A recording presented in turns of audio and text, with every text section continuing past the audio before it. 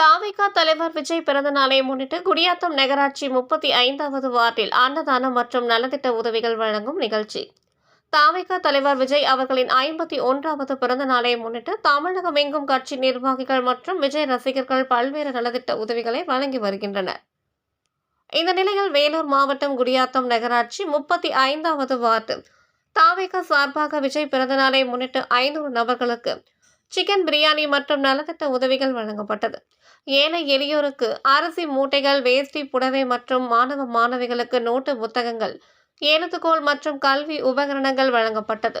வேலூர் மாவட்ட செயற்குழு உறுப்பினர் ஹரி, குடியாத்தம் நகர மகளிர் அணி பொறுப்பாளர் சபிதா, 35வது வார்டு செயலாளர் சுரேஷ் மற்றும் நகர நிர்வாகி விக்னேஷ் ஆகியோர் தலைமையில் நடைபெற்ற இந்த நிகழ்ச்சியில் சிறப்பு அழைப்பாளராக வேலூர் மாவட்ட செயலாளர் வேல்முருகன் கலந்து கொண்டு அன்னதானம் மற்றும் பொதுமக்களுக்கு நலத்திட்ட உதவிகளை வழங்கினர்.